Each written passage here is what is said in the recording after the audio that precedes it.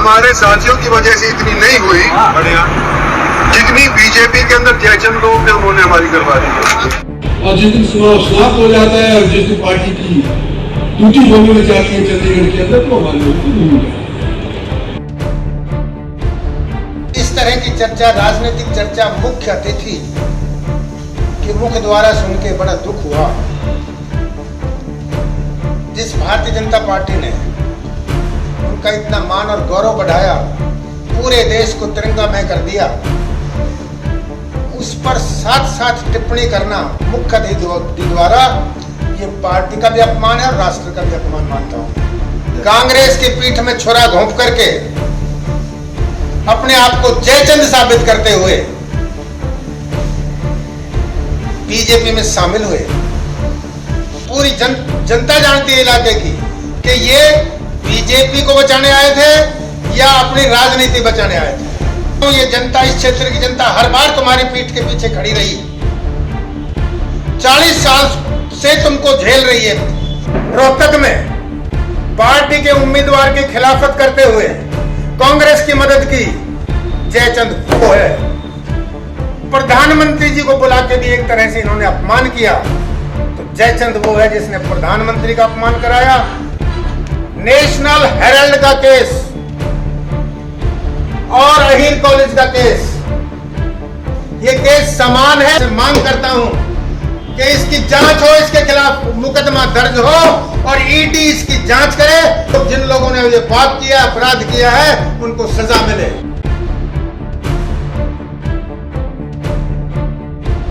नमस्कार, दैनिक साथी के डिजिटल प्लेटफॉर्म में आपका स्वागत है। दक्षिण हरियाणा की सियासत उबाल पर भाजपा के पूर्व विधायक रणधीर सिंह कापड़ीवास ने नाम लिए बगैर राव इंद्रजीत सिंह को ही बताया सबसे बड़ा जयचंद। बोले स्वतंत्रता दिवस के दिन राजनीतिक बयानबाजी गलत, किया पार्टी व राष्ट्र का अपमान। पूरी जिंदगी कांग्रेस में खाई मलाई, नैया डूबती देख कांग्रेस छोड़कर भागे। जयचंद कौन? भाजपा में भाजपा की सरकार बनाने नहीं, अपनी राजनीति बचाने के लिए आए। बोले जनता झेल रही 40 साल से, अब दिन लद चुके।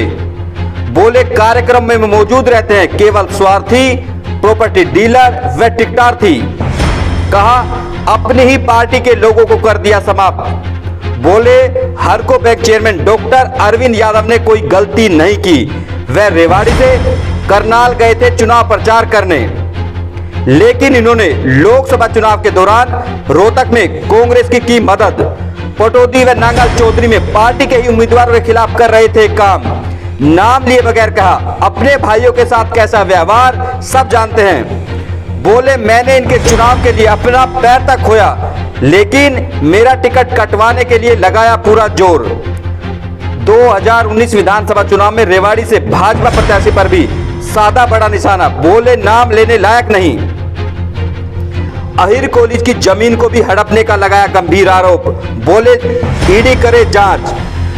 प्रेस वार्ता के दौरान पूर्व विधायक रणधीर सिंह कापड़ीवास के अलावा मार्केट कमेटी के पूर्व चेयरमैन गुरदयाल नंबरदार, नगर परिषद की पूर्व चेयरपर्सन शकुंतला भांडोरिया व पंजाबी नेता बिट्टू चौधरी भी रहे मौजूद।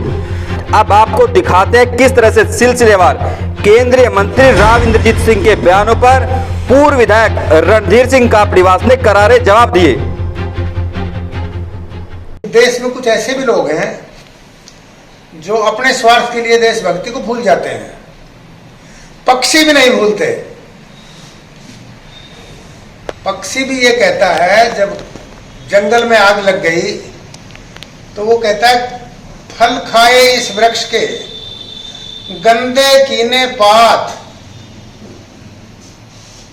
अब हमारा धर्म यही जले इसी के साथ। तो मेरा आपसे कहने का यह है कि स्वाधीनता के पर्व के दिन इस तरह की चर्चा, राजनीतिक चर्चा, मुख्य अतिथि के मुख द्वारा सुन के बड़ा दुख हुआ। जिस भारतीय जनता पार्टी ने उनका इतना मान और गौरव बढ़ाया, पूरे देश को तिरंगामय कर दिया, उस पर साथ साथ टिप्पणी करना मुख्य अतिथि द्वारा ये पार्टी का भी अपमान है और राष्ट्र का भी अपमान मानता हूं मैं। ये कहना कि कांग्रेस का मुख्यमंत्री बने, सरकार बने, बीजेपी की सरकार बने, हरियाणा की हमेशा उपेक्षा हुई है सब सरकारों द्वारा। और यहाँ तक कि जिन लोगों ने प्रजातंत्र में विरोध करना सबका अधिकार है, अपने हित की रक्षा करना सबका अधिकार है, उन लोगों को जयचंद की संज्ञा दे डाली। तो सवाल उठता है कि जयचंद कौन?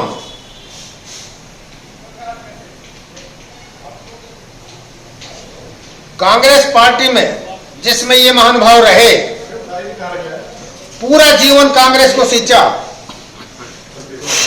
मंत्री रहे और केंद्र में मंत्री रहे, मलाई खाई, और जब ये पता लग गया, निश्चित हो गया कांग्रेस गैर मोदी जी आ रहे हैं,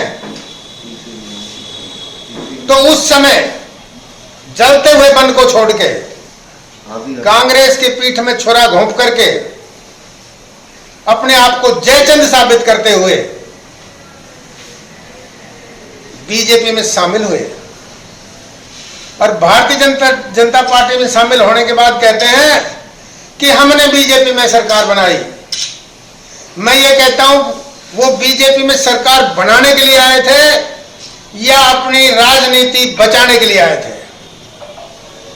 ये बहुत बड़ा सवाल है।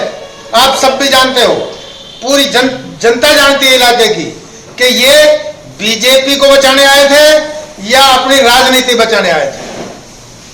मैं निश्चित कहूंगा कि अपनी राजनीति बचाने के लिए आए थे, और इस बचाने में बीजेपी ने उनका बहुत सम्मान किया, दोनों बार केंद्र में मंत्री बनाया। और कांग्रेस में जब ये खूब सत्ता में ताकत में थे, कांग्रेस ने इनको पावर नहीं दी किसी की टिकट काट दे। यहां तक तो ये पावर भी दे दी बीजेपी पार्टी ने कि ये टिकट कटवाने में सामर्थ्य हुए। और पार्टी इनको क्या देती? और कहते हैं कि अगर आप मेरी पीठ के पीछे खड़े होंगे, संघर्ष करेंगे, तो मैं संघर्ष करने के लिए तैयार हूं। मैं ये कहता हूं, ये जनता, इस क्षेत्र की जनता हर बार तुम्हारी पीठ के पीछे खड़ी रही, 40 साल से तुमको झेल रही है, पूरी ताकत दी, सारे पद मिले, आपने इस जनता को, इस इलाके को क्या दिया? और अब तुम्हारी पीठ में ही कुपट हो गया, तुम लोग अपने आचरण से गिर गए, तो इसमें जनता का क्या कसूर है? अब इनके दिन लद लिए। Now this leader is spent force, हो लिया इसका जो जलवा, बात खत्म हुई। अब रह क्या गया? केवल वो रह गया, आपने देखा होगा कल जो परसों में जो ये प्रोग्राम हुए हैं, केवल स्वार्थी लोग, केवल प्रॉपर्टी डीलर, केवल टिकटार्थी, इनकी भीड़ के अलावा कोई बुद्धिजीवी, कोई सामान्य जन, कोई विकास कार्यों के लिए आतुर कोई भी व्यक्ति, कोई जनता का भला चाहने वाला कोई व्यक्ति वहां नहीं था। अब जयचंद कौन? मैं ये कहता हूं, लोकसभा रोहतक में पार्टी के उम्मीदवार की खिलाफत करते हुए कांग्रेस की मदद की जयचंद वो है। और जयचंद वो है जैसे नांगल चौधरी में अपनी पार्टी के प्रत्याशी को हराने की भरसक प्रयास की, जयचंद वो है। और जयचंद वो है जिसने पटौदी में अपनी पार्टी के कैंडिडेट को हराने की कोशिश की, जयचंद वो है। और जयचंद वो है जिसने रेवाड़ी में स्थापित लोगों को समाप्त करके एक कैसे व्यक्ति को टिकट दी, मेरे मुंह से वो शब्द निकलेंगे तो शर्म आएगी। तो जयचंद वो है जिसने ये काम किए। बीजेपी के सम्मानित लोगों पर आरोप लगाया। भाई अरविंद ने सही बात पे अगर इनकी कोई खिंचाई कर दी है, उन्होंने बीजेपी की खिलाफत नहीं की। मेरा साथी होते हुए मुझे छोड़ के चला गया क्योंकि बीजेपी की खिलाफत नहीं करना चाहते थे, और वो करनाल में मुख्यमंत्री के हलके में जाके वहां काम करने लग गए, पर काम किया बीजेपी के लिए। उसको जयचंद कैसे कहेंगे ये? और कोई भी जयचंद कौन है? कहते इंसाफ मंच के लोगों ने तो बड़ी मदद की। अगर उसके दिमाग से अभी भी इंसाफ मंच नहीं निकल के बीजेपी नहीं घुसी है तो मैं मानता हूं जयचंद कौन है या अंदाजा आप लगा लीजिए। और जयचंद वो है जिसने बीजेपी को हराने के लिए नारनौल म्युनिसिपल कमेटी के लिए टिकट तो दिलवा दी, लेकिन बीजेपी हारे उनके मदद के लिए या उसके लिए वहां पहुंचे ही नहीं। बीजेपी तो जयचंद वो है। नारनौल में बीजेपी को कैंडिडेट को मिली टिकट, लेकिन एक दिन भी वहां नहीं गए मदद करने के लिए। जयचंद वो है। रेवाड़ी में अपने स्वार्थ सिद्धि के लिए पूरे हफ्ते हफ्ते पड़े रहे। विधानसभा के चुनाव में खुद उसकी बेटी अपनी मूंछों की दुहाई लगाई, अपनी पगड़ी की लाज बचाने की दुहाई लगाई, राष्ट्रीय अध्यक्ष को बुलाया, प्रधानमंत्री जी को बुला के भी एक तरह से इन्होंने अपमान किया। तो जयचंद वो है जिसने प्रधानमंत्री का अपमान कराया, विश्व की सबसे बड़ी राजनीतिक पार्टी के साथ विश्वासघात करके टिकट खोई। टिकट खोने का जिम्मेदार है असली जयचंद वो है। और जयचंद क्या अपने भाइयों के साथ जो उसका व्यवहार है, जिसका ऐसा व्यवहार हो तो जयचंद कौन है? जिसका ऐसा व्यवहार है।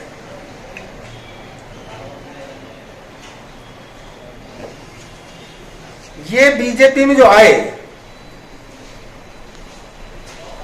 अब अपनी स्वार्थ सिद्धि के लिए हर बार चुनाव से पहले ड्रामा करते हैं कि हमारी चलती नहीं है। बीजेपी और हर सब पार्टियां दक्षिणी हरियाणा को से वोट तो मांगती हैं, पर सरकार बनने के बाद काम ठोसा दिखा देते हैं, काम नहीं करते। मैं कहता हूं तुझे दोनों बार इतना बड़ा पद दिया, अपनी उपलब्धि बता, किया क्या इस क्षेत्र के लिए। मैंने एक 8 पॉइंट का लेटर लिखा था कि अगर तुम ये करा जाते हो तो मेरी टिकट कटना सार्थक हो जाएगा। और बहुत सच लिखा था कि आप अब उम्र दराज हो चुके हैं, आपकी राजनीतिक परिस्थिति मेरे से भी खराब हो चुकी है, तो ईर्ष्या और अहंकार को त्याग करके जन कल्याण के काम करिए। तो भाई जयचंद कौन है? जो अहंकारी है। आप किसी नेता का नाम मत लो, माननीय प्रेस सर्वे कर लो और ये पूछो भाई सबसे अहंकारी नेता कौन है इस क्षेत्र में, उत्तर अपने आप मिल जाएगा। सबसे ईर्ष्यालु नेता कौन है, जवाब अपने आप मिल जाएगा। सबसे निष्क्रिय निकम्मा काम नहीं करने वाला नेता कौन है, जवाब मिल जाएगा। आज आम जनता किसी के अहंकार को, किसी के घमंड को बिल्कुल बर्दाश्त नहीं करती, नहीं करेगी। चुनाव के समय आप नरम होकर ये कहो मेरे साथी, मेरे बाप के साथी जो हमारे साथ थे वो हैं, उनके बेटे पोते मेरे साथ हैं, मैं उनको कैसे भूल जाऊं। अरे मैं चैलेंज करता हूं मेरे से नजदीक तुम्हारा कोई था नहीं, तुम्हारे लिए तन मन और धन दिया, अपना पैर खोया, तुम्हारे चुनाव में अपने पैसे लगाए और हमेशा तेरी मदद की।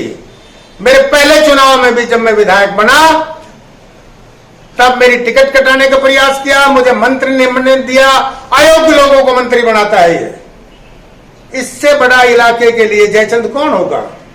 अगर योग्य व्यक्ति आगे आए और जिनमें काम करने की ललक हो, उनको तो इसलिए मारना चाहते हैं ये काम करेंगे तो तेरा स्तर गिरेगा, तेरा ग्राफ गिर जाएगा।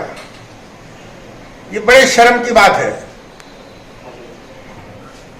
भाई सतीश यादव ने बहुत बढ़िया बात लिखी है इसी तरह की कि नगर पालिका में भ्रष्टाचार हो रहा है, और भ्रष्टाचार इस हद तक हो रहा है, बता रहे थे कि जो कॉलोनियां, जो लोग मीटिंग करते हैं, सभा बुलाते हैं और वो कॉलोनियां काटते हैं, प्लाट अवैध प्लाट काटते हैं। सरकार जिनको चाहती है कि अवैध प्लाट ना कटे, वो प्लाट काटने में सहयोग रहा, और सहयोग नहीं रहा। अब जब मंत्री जी आए तो 20 लाख रुपए दे गए अवैध कॉलोनी को उत्साहित करने के लिए। मैं समझता हूं ये 20 लाख रुपए कॉलोनाइजर नहीं रखेगा, ये अंडरहैंड वापसी का भी एक प्रावधान है। ये बेईमानी का बहुत बड़ा स्वरूप है। तो जयचंद वो है जो हर स्टेप पे गद्दारी करता हो, शहर को बदनाम करने का, और शहर को तो छुपा दिया इन लोगों ने। कोई जांच करे इसकी। तो भाई सतीश ने ये कहा है कि शहर नगर पालिका में तो बस परमिट बट रहे हैं लूट के।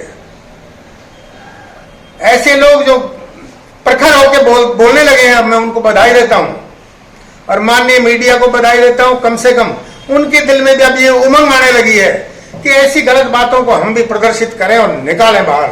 होना चाहिए ये, अब समय आ गया है, क्योंकि इनका समय गुजर लिया। 40 साल झेल लिए, 45 साल झेल लिए, 50 साल झेल लिए, 60-70 साल झेल लिए। कब तक झेलोगे?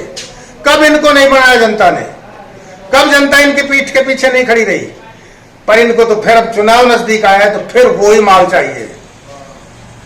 सबसे बड़ी बात, सबसे बड़ा गद्दार कहूं, बेईमान कहूं या जयचंद कहूं, पूरी कौम, सभी कम्युनिटियों के साथ अहीर कॉलेज पूरे समाज का कॉलेज था, और उसको हड़प करके अपना कॉलेज बनाना ये बहुत बड़ा पाप है, अपराध है, जुर्म है। ये एक ऐसा बिंदु है, इसको ध्यान से देखना आप। ये राष्ट्रीय मुद्दा है जो पहले बार मैं माननीय प्रेस के सामने कह रहा हूं। नेशनल हेराल्ड का केस और अहीर कॉलेज का केस, ये केस समान है और कोई फर्क है?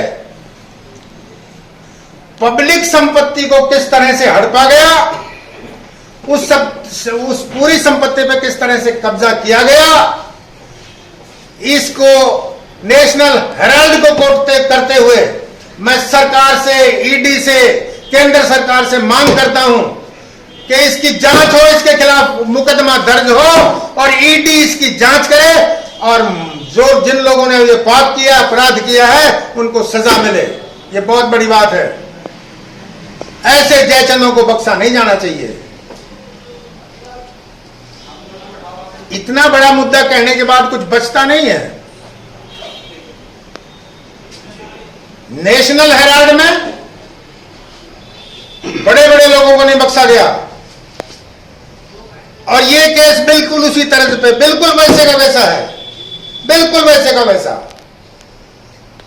तो इसमें क्यों बख्शा जा रहा है? माननीय मुख्यमंत्री अगर थोड़ी सी हिम्मत दिखाएं, माननीय प्रधानमंत्री जी, माननीय गृह मंत्री जी, ये अगर इस पे विचार करें कि तुम्हारी पार्टी में ऐसे ऐसे लोग हैं जो नेशनल हेराल्ड की तर्ज पे ही, जिन्होंने एक समाज के 36 बिरादरी के कॉलेज को, उनकी संपत्ति को हड़पने का प्रयास किया है, और तुम्हारी दी हुई पावर का दुरुपयोग करके ऐसे अधिकारियों को लगाया है जिसमें अहीर कॉलेज की जमीन में करोड़ों रुपए का घपला हुआ, और अहीर कॉलेज को वो जमीन ऐसे ही दे दी गई, और उन अधिकारियों को इसलिए रखा यहां, उनका ट्रांसफर करके इसलिए लाया गया कि वो तुम्हारी मदद करेंगे। गिर जाएं तो उनको राजनीति करने का या मंत्रालय या पद देने का अधिकार नहीं रहता, और अगर रहता है तो कहीं ना कहीं पार्टी में, मेरी पार्टी में दोष है। मैं, पार्टी ने मुझको निकाल रखा है, लेकिन फिर भी निकालने के बाद भी मेरे मन में, मेरे जहन में पार्टी है। लेकिन है तब भी मैं इसको बिल्कुल खुले तौर पे ये कहूंगा कि अगर कोई पार्टी ऐसे लोगों को बर्दाश्त करती है, अपने लोगों को मारती है, शरणार्थियों को लाके मंत्री बनाती है जो किसी के नहीं है, ना कांग्रेस के रहे ना बीजेपी के हैं, और अगर बीजेपी की थोड़ी हालत खराब हो गई तो चाहे बेड़ियों से बांध लेना, लोगों की बेड़ी को तोड़ के सफेद टोपी पहनने का शुरुआत कर दी है। ये डरावा है, और ये पुराना स्टाइल है इनका कि अपनी पार्टी पे किस तरह से दबाव बना के उनको डराया जाए, और पता नहीं अगर बीजेपी इतनी कमजोर हो चुकी है कि इस डरावे से फिर झुक जाएगी तो परमात्मा मालिक है, पर जनता समझ चुकी है। अब ये भाई गया, कुछ नहीं बचा है। अब पार्टी डरे या ना डरे, और कोई दूसरी पार्टी भी अगर इसको लेती है तो वो भी गया, और ये कहता है कि इस इलाके के साथ इंसाफ जब होगा जब हमारी बात सुनी जाएगी, हमको पावर मिलेगी, तो भाई अगर इंसाफ लेने की इतनी हिम्मत है तो इंसाफ मंच के चुनाव लड़के देख ले, जनता अपने आप इंसाफ कर देगी।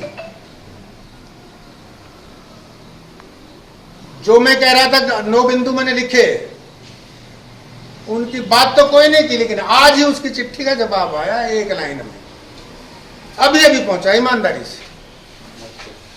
और उसमें क्या लिखा है? हद होगी, जरूरत क्या थी लिखने की?